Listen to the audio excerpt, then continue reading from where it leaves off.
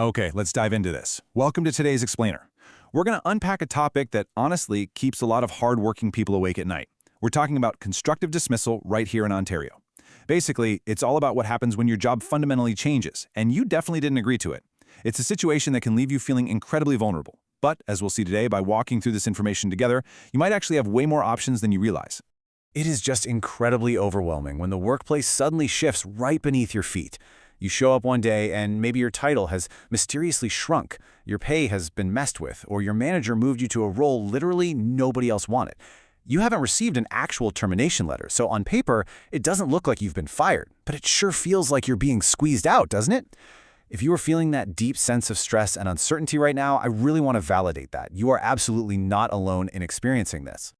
Just a quick but super important note before we get too deep into the weeds here. This explainer provides general information based on Ontario law as of 2026, and it is not a substitute for formal legal advice. Every single employment situation is completely unique, with its own specific facts, so it's highly recommended that you consider consulting a legal professional to look at your specific case. In fact, if you are looking for guidance, platforms like Olanur.com offer a totally free AI matching system to connect you with an Ontario employment lawyer in minutes. It's a fantastic tool to keep in your back pocket, and we'll touch on it a bit more later. To help make sense of all this, here's our roadmap for today. 1. When your job changes. 2. Recognizing the warning signs. 3. Protecting your evidence. 4. The risks of resigning. And 5. Finding legal support.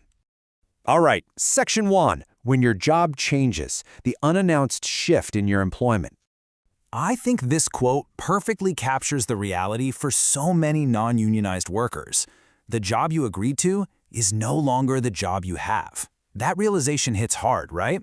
Because when you accept an employment offer, you're entering into an agreement, a contract with your employer. You agree to provide your skills and your time in exchange for a specific role, specific compensation, and a certain level of respect. When those core elements are just stripped away without your agreement, that foundational trust is entirely broken. So what does this actually mean legally? Well, constructive dismissal is essentially a resignation that the law treats as a firing. This happens because the employer either fundamentally changed your job or made the environment so unbearable that staying just felt impossible. The modern legal framework for this was set by the Supreme Court of Canada in a landmark case known as Potter. The Potter case basically looks for two main branches. The first branch is a single fundamental change, like a massive out-of-nowhere pay cut. The second branch is a course of conduct, meaning a series of actions that create a toxic workplace, showing the employer no longer intends to honor your original agreement. And this brilliantly illustrates the relationship between two terms that honestly confuse a lot of people: wrongful dismissal versus constructive dismissal. With wrongful dismissal, the employer fires you outright, and you are arguing they didn't give you enough notice or severance. But with constructive dismissal, you are the one who resigns in response to their actions. The really crucial point here is that constructive dismissal isn't some separate kind of payout. If you successfully prove it, the court basically says, yep, you were forced out, which then places you right back into a wrongful dismissal claim where you can seek damages for reasonable notice. Moving on to Section 2, recognizing the warning signs, spotting a fundamental breach of contract. Here are the specific warning signs you might want to look out for. It's important to keep in mind that an employer can make minor tweaks, but these changes cross the line when they are substantial and imposed without your consent. First off, significant pay, commission, or guaranteed bonus cuts. Compensation is the absolute heart of your contract. Second, demotions or the removal of your direct reports. Your status really matters. Third, a forced relocation to some distant workplace or a major schedule overhaul that completely upends your life. Fourth, a toxic or poisoned work environment, like sustained bullying or harassment. And finally, unpaid layoffs. Unless your contract explicitly allows it, putting you on an unpaid layoff can very often be a constructive dismissal in Ontario. Let's actually bring this to life with an example from the source material. Imagine a sales rep in Ottawa. Their base salary is quietly dropped from $72,000 down to $52,000 while the company restructures. Guys, this isn't just a tiny tweak to a commission tier. This is a $20,000 unilateral cut to their core pay. It's a textbook example of that first Potter branch we talked about, a single act that breaches an essential term of the employment contract. Literally no employee would reasonably accept this without a fight. Let's head into Section 3, protecting your evidence, building your paper trail.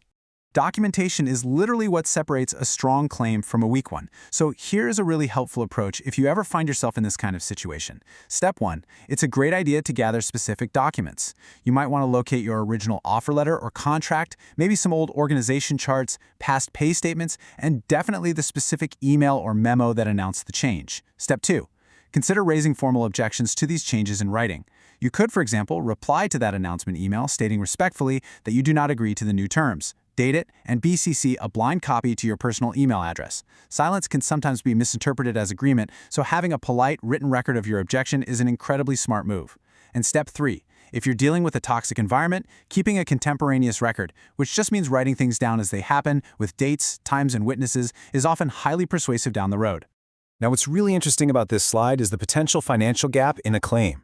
Let's say we have an employee with 8 years of service. The Employment Standards Act statutory minimum might offer them around 16 weeks of pay.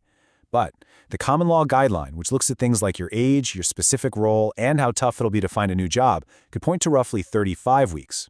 That is an illustrative gap of about 19 weeks of pay just left on the table. Proving constructive dismissal is exactly how an employee accesses that much larger common law notice period, making that paper trail so incredibly beneficial to build.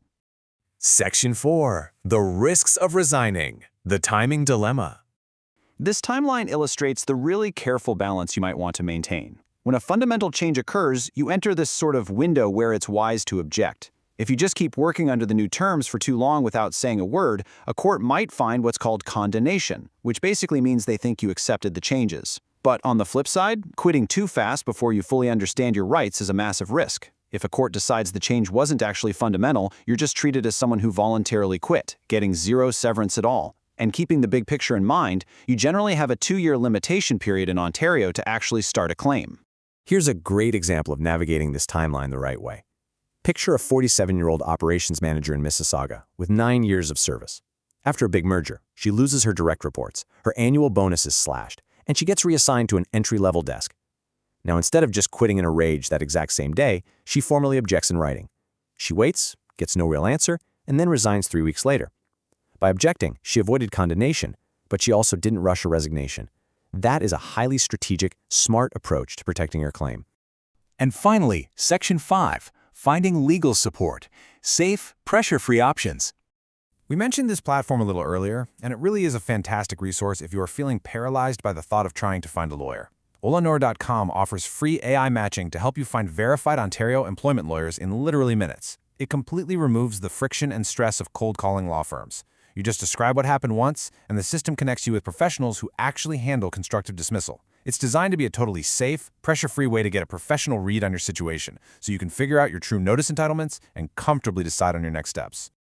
Honestly, the highest value half hour of your entire week might just be having a quick conversation with an employment professional before you make any sudden moves. We've seen today how your documentation, your timing, and your understanding of what makes a fundamental change can make all the difference in the world. So I'll leave you with this final question. Are you ready to explore your options and confidently protect your rights? Because knowledge truly is your best defense. Thank you so much for joining me for this explainer today, and take care.